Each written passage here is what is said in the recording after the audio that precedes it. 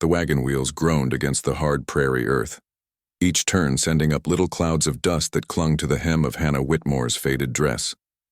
The sky stretched pale above her, the kind of thin, wintry light that made everything look older, harsher, worn down to bone. She sat hunched on the bench, hands folded tight in her lap, her body swaying with the uneven rhythm of the ride. Beside her, her father's jaw worked without words, his face carved in bitterness. He had not spoken much during the journey. There was nothing left to say, only the weight of his decision pressing heavier than the trunk at her feet.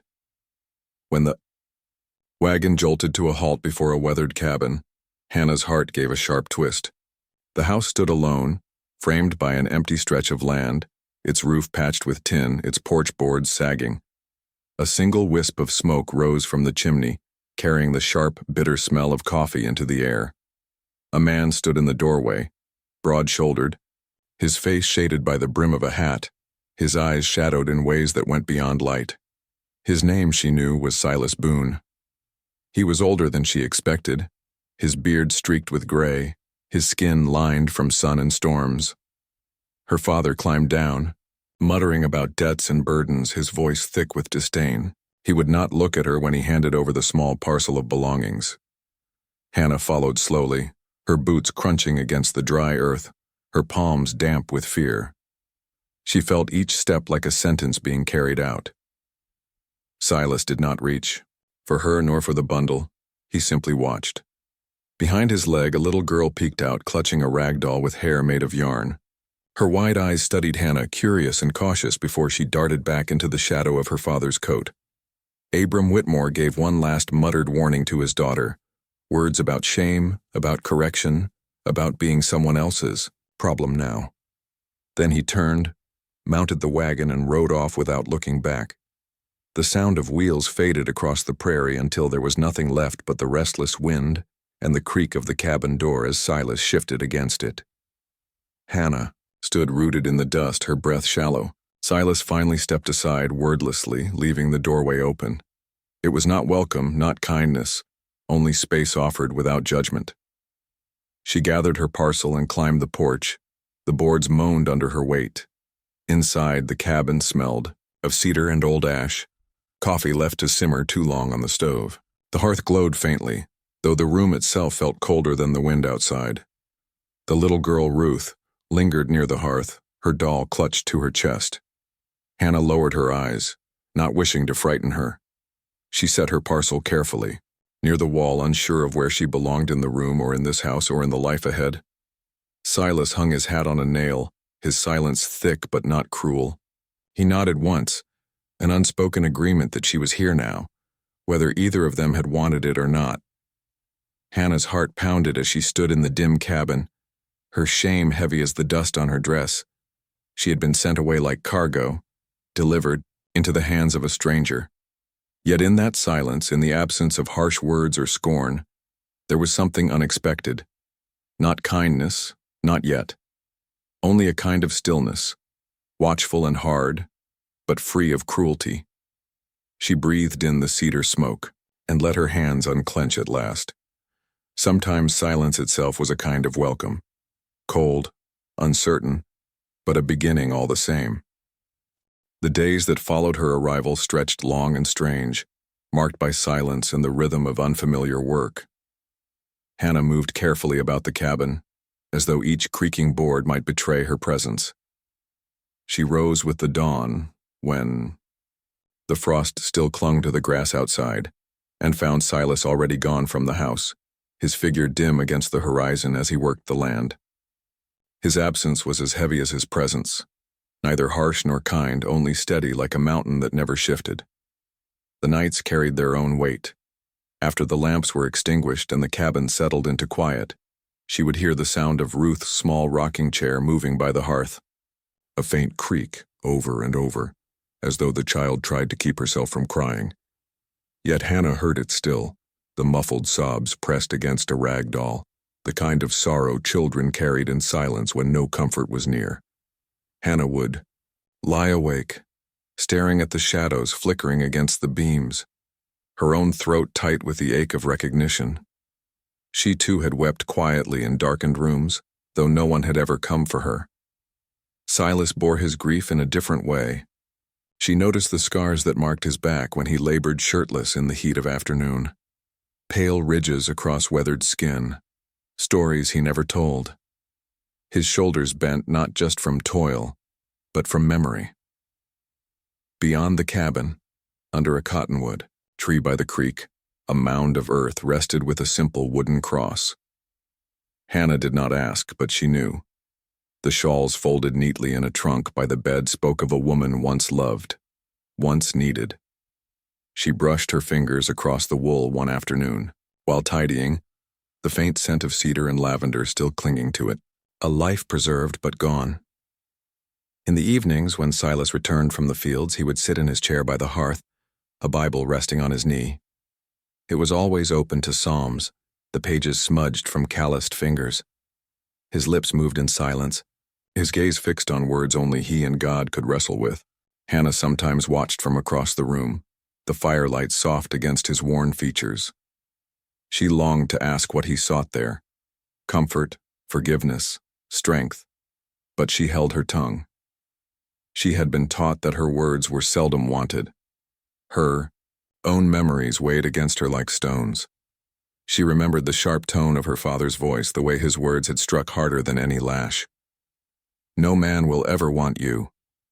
The echo of it burned in her ears even now, making her shrink whenever she caught Silas's eyes lingering on her. She imagined only judgment there, though his face revealed little beyond weariness. Yet in the midst of her loneliness, small changes began to stir. Ruth, who had first hidden behind her father's leg, slowly drew nearer. One morning the child came with her hair uncombed, the braids tangled from sleep. Hannah knelt and began to plait the strands with gentle fingers, her hands remembering the motions her mother once used on her, long before she was left to fend for herself. Ruth sat still, clutching her doll, her eyes closed as if savoring the rare tenderness. From then on, she would bring the comb to Hannah without a word, a silent trust forming between them. Hannah also began to take part in the work of the household. She ground coffee beans in the morning, the rich scent filling the air and mingling with the smoke of the fire. She swept the porch, the broom rasping against old boards, sending dust into the pale sunlight. At first she felt clumsy, as though her hands did not belong in this place, but slowly the motions became her own. She cooked hearty stews with what little they had, her appetite no longer something to hide, but something to share. Silas did not thank her, nor did he criticize. His silence was its own language, steady and unchanging. Yet she caught him watching sometimes, when Ruth leaned against her side, when the hearth glowed warm with food she had prepared. His eyes held something not quite spoken, as though he was measuring the shape of this new life against the emptiness that had been before. The nights were still heavy, but they were no longer entirely empty. Loneliness hung over them all. Widower, motherless child, abandoned daughter. But in that shared quiet, something unspoken wove its way between them. Hannah began to understand that sorrow, though it cut each of them differently, could bind strangers into something resembling family, if only they endured the silence together long enough. The storm rolled in without warning, sweeping across the prairie with a roar that bent the grass flat and rattled the shutters on the Boone cabin. By dusk, the sky had darkened to the color of bruised iron, and rain came in sheets so heavy it blurred the world beyond the porch. The wind howled against the walls, shaking them in their frames. Inside, the fire burned low, casting thin light across Silas, Hannah, and little Ruth gathered close to the hearth. It was then that the knock came, faint at first, almost lost in the storm. Silas stiffened, his hand moving instinctively toward the rifle propped by the door. The knock came again, louder this time, urgent. Hannah looked at him, fear mingling with something else she could not name. He pulled the door open, and the wind slammed against him with rain and cold. On the threshold stood a man, his hair plastered to his face, blood streaking down his arm. He swayed on unsteady legs, clutching the reins of a horse that trembled from exhaustion. He was native, his features sharp in the flicker of lightning, his dark eyes clouded with pain. Silas's jaw tightened. Suspicion and caution etched deep into every line of his face. The air seemed to thicken with unspoken histories. Land taken, battles fought, neighbors whispering warnings about who did not belong. Hannah stepped forward before she could think, her hand brushing Silas's arm as she spoke. "Let him in." For a long moment the storm filled the silence between them. Then Silas gave a curt nod and stepped aside. The stranger staggered in, dripping water onto the floor, his breath ragged. Hannah guided him toward the fire, her heart pounding as she eased him onto a chair. Ruth pressed closer to her father's leg, clutching her doll, her eyes wide as if the storm itself had walked into their home. The man spoke softly, his voice rough with exhaustion. His name was Chaska. Hannah fetched a clean rag and pressed it to the wound on his arm, wincing at the heat of his skin. Silas watched, his hand never straying far from the rifle, but he did not stop her. Together they worked in silence, Silas bringing strips of cloth, Hannah binding the wound as thunder shook the cabin walls. The smell of wet earth and blood mingled with cedar smoke, filling the small space. When the worst of the bleeding was stanched, Chaska leaned back, his eyes half closed. Between flashes of lightning he spoke of his people, driven west by hunger, by soldiers, by promises broken. His words were halting but clear enough, each sentence heavy with loss. Hannah listened, her chest tight with an ache she recognized. Exile was a wound she knew, though hers had come from a father's rejection rather than a nation's cruelty. Silas sat rigid, his gaze fixed on the fire as though refusing to be moved. Yet when Chaska spoke of burying children in shallow ground because the earth had offered no mercy, something flickered in his eyes. Hannah saw it, the same hollow grief that haunted the cottonwood grave by the creek. For a moment, the storm outside seemed to echo the storm within the man who owned this house. Ruth crept closer, curiosity softening her fear. She offered her doll shyly, placing it on the stranger's knee. Chaska smiled faintly, the gesture carrying more warmth than words. Hannah's breath caught at the sight. This fragile thread of humanity strung across divisions older than any of them. The night stretched long. Wind clawed at the roof, rain drummed against the windows, and the three adults sat in silence, broken only by the crackle of the fire and the stranger's labored breathing. Hannah dozed lightly against the hearth, waking each time the thunder cracked too near. In the dim glow she saw Silas watching, his face carved in shadow, his hand resting but not tightening on the rifle. When dawn finally broke, the storm relented, leaving the world washed clean and heavy with the scent of wet earth. Chaska stirred, stronger now, his dark eyes steady. He thanked them quietly, a dignity in his tone that made Hannah bow her head in respect. Silas gave a small nod in return, a gesture neither hostile nor warm, but enough. As the stranger mounted his horse and rode into the pale horizon, the cabin felt altered as though something invisible had settled inside its walls. Hannah realized that mercy, once given, had changed more than the one who received it. It had marked them all, binding them in an unspoken pact against the storms that raged outside and within. The days passed in a rhythm that was neither easy nor entirely uneasy, like the soft ticking of a clock in a quiet room. Clara had begun to carve her place within the walls of Elias's home, though neither of them would yet admit it. In the mornings, she rose before the sun, sweeping the porch and tending the fire, her body moving with a steadiness that surprised even herself. She cooked meals that filled the cabin with a richness it had not known for years. Hearty stews, cornbread, baked golden, beans simmered slow until they softened. At first Elias only ate in silence, his eyes cast low, but as days stretched into weeks, Clara caught him watching her hands as she worked, his gaze lingering on the strength in her forearms when she lifted heavy pots or when she split wood. Beside him, sweat running down her brow. She was no longer shrinking from her appetite, no longer folding herself into the corners of rooms as she had once done under her father's watchful disdain. If she was hungry, she ate.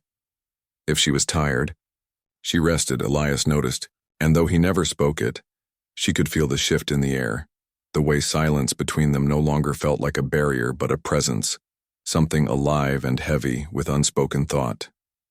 Miriam, with her small hands and quick laughter, was the first to bridge what words could not. She followed Clara about the house, tugging at her skirts, slipping her doll into Clara's lap at the table. At night, when wind rattled the shutters and shadows stretched long across the floor, Miriam climbed into Clara's lap, her head tucked beneath Clara's chin. Clara would hum then, low and tuneless songs she barely remembered, fragments of lullabies her own mother had once sung before vanishing from her life. Miriam would sigh in her sleep, her breath warm against Clara's chest, and for the first time since she was a child herself, Clara felt the faint outline of belonging. Still, tension threaded every room like a wire pulled too tight. Elias's pride was a thing with edges, and he did not always know how to set it down. He wrestled inwardly with the knowledge of how she had come to him, not chosen, but given, bartered away as punishment by a man too hardened to love his own daughter. He feared that keeping her was a kind of shame, that neighbors would speak of him as one who took what no other wanted. And Clara, though she tried to silence the fear, kept waiting for the moment when he would send her away, discard her as her father had. She moved with caution, still listening for the sound of rejection even in the spaces where none had yet come. One evening, as Clara hung wet laundry in the late autumn air, a neighbor rode up, his horse kicking dust into the fading light. His name was Hawthorne, a wiry man with sharp eyes and sharper words, and his visits always carried the weight of suspicion. Elias stood near the corral, watching as the man dismounted and strode closer. Hawthorne's gaze flicked to Clara, lingering in a way that made her stomach knot before turning to Elias. "You ought not keep strays," Hawthorne said, his voice low but cutting. "Folk talk, Elias. A girl like that, given away, shamed, she'll drag your name with hers. Best send her off before she ruins more than just your roof." The words fell like stones, heavy and cold.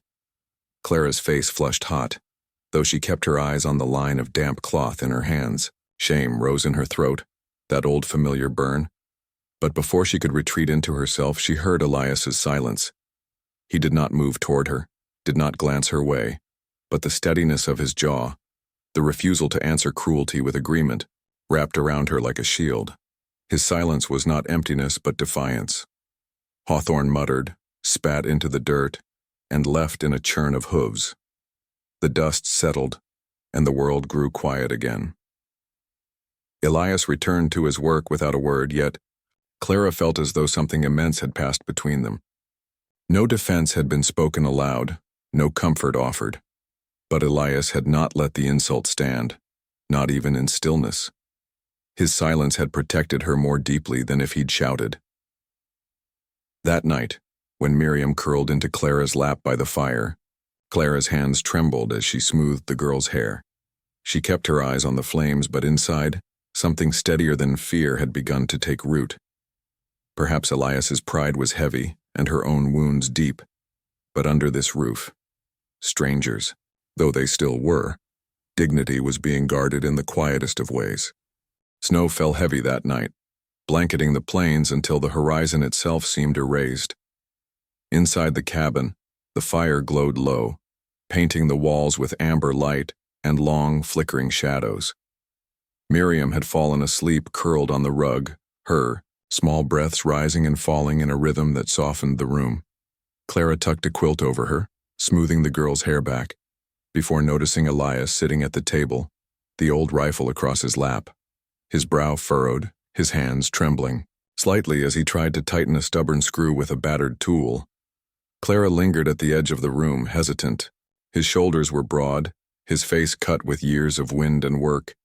Yet in that moment he looked strangely vulnerable, as if the weight of the weapon was heavier than iron. She stepped closer, the boards creaking beneath her. "Let me," she said softly. Elias glanced up, the hesitation in his eyes clear, but he didn't pull away when she took the rifle. Her fingers brushed his hand, warm against rough, calloused skin. She steadied the tool, twisting with patience until the screw gave way. Their hands worked together without a word, until the rifle lay whole again across the table. Silence pressed in, broken only by the crackle of firewood. "It's an old wound," Elias said finally, staring at his hands. "Arm never healed right. Some nights it shakes worse than others." Clara nodded, waiting. "My wife used to steady it for me," he added, voice gravel low, thick with something unspoken. "She died under that cottonwood by the creek. Buried. Her myself." His words faltered, then steadied. "Been alone since. Thought maybe it was easier that way." The fire popped, scattering sparks. Clara held her hands in her lap, her heart pressing against her ribs. "Easier," she echoed. "Doesn't always mean better." Her voice caught, and she swallowed, forcing the rest. "My father said no man would ever want me. Said my body was shame, something to be hidden. He wasn't wrong about being unwanted, but he was wrong about what shame is." Elias's gaze lifted, meeting hers with quiet intensity. The flames reflected in his eyes, and for a moment she felt stripped bare, as though he saw every scar her father's words had carved into her. "You've carried too much alone," Elias said at last, not unkindly. "So have you," Clara answered. The silence between them shifted, no longer cold but alive with something fragile, almost holy. Miriam stirred in her sleep, murmuring, and Clara smoothed her hair again. Elias watched, his face softer than she had ever seen it. He poured coffee into 2 mugs, setting one before her. Their fingers brushed once more as she took it. They drank, slowly, the firelight warming the air between them. No declarations were spoken, no promises made, but in that quiet, something unspoken passed. An understanding, a recognition. Clara no longer felt like a burden passed off. Elias no longer seemed like a man destined to live with ghosts. They sat in silence, yet it was not emptiness. It was presence, the kind of silence that bound rather than divided. The fire burned low, but within its glow she realized what she had never dared to believe. She was not alone anymore, and neither was he. The thaw came like a slow sigh across the prairie, loosening the earth, sending rivulets of water snaking through the grass that had lain brittle under snow. Clara felt it first in the air, that gentle shift from the bite of winter to something softer, something that hinted at life returning. She had begun to move through Elias's cabin as though it were her own now, not with the hesitance of a guest, but with the rooted steadiness of someone who belonged. Miriam clung to her hand each morning, the girl's braids neat under Clara's touch, her laughter returning like birdsong after silence. It should have been a season of peace. Yet unease walked the edges of Clara's mind, for she knew her father was a man who did not let go. And one morning, the distant drum of hooves came rolling over the land like thunder. She looked up from the porch where she sat shelling beans, and saw the figure riding in, broad shoulders, familiar cruelty set in the posture of his body even before his face was clear. Her father. He dismounted in a flurry of dust, the leather of his gloves cracking as he pulled them off. His eyes, sharp as broken glass, swept across the cabin, the yard, and then to her, fuller now from winter meals, her dress straining gently where it had not before, his mouth twisted into the sneer she had known all her life.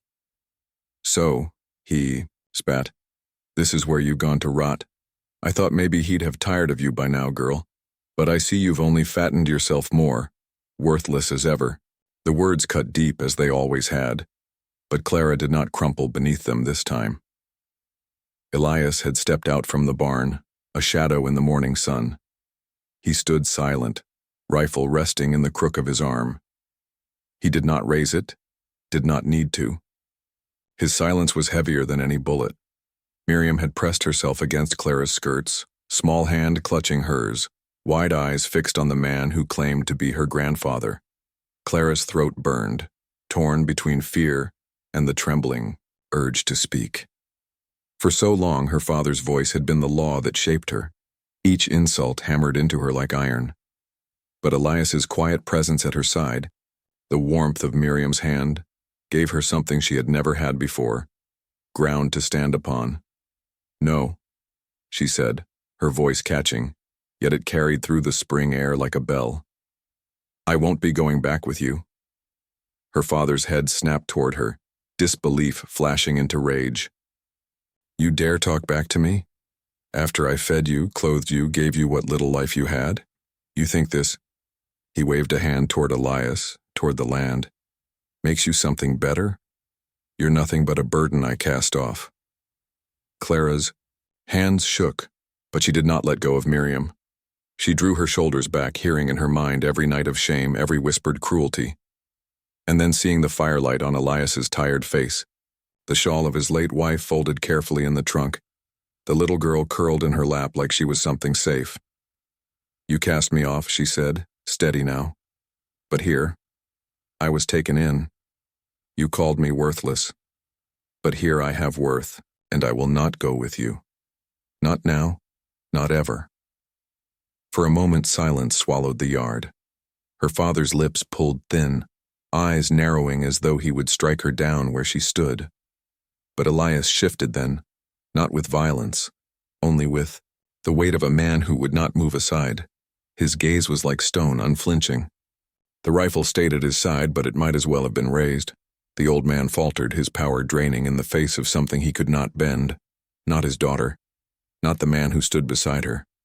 With a bitter curse, he turned on his heel, mounted his horse, and rode off, dust trailing behind him until he was only a speck swallowed by the horizon. Clara realized only then that her chest was heaving, that her knees shook, but she did not fall. Miriam hugged her waist tightly, whispering, "Don't cry, Clara, don't cry." She looked down at the girl, then at Elias. His eyes met hers, and though he said nothing, she saw the truth there, plain as scripture.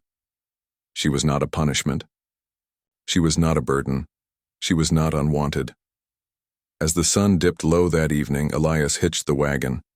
The sound of leather and wood creaking filled the yard. Clara climbed up. Miriam nestled between them, and for the first time in her life, Clara did not feel like she was being carried off. She felt like she was going home. The prairie stretched wide before them, golden in the light of setting day. Behind them, the past lay buried under winter snow, under the cruelty of words that no longer bound her. Ahead, the horizon promised nothing certain, but it promised something hers. 3 figures rode on together, not chained by punishment, but bound by the dignity of love chosen freely, at last.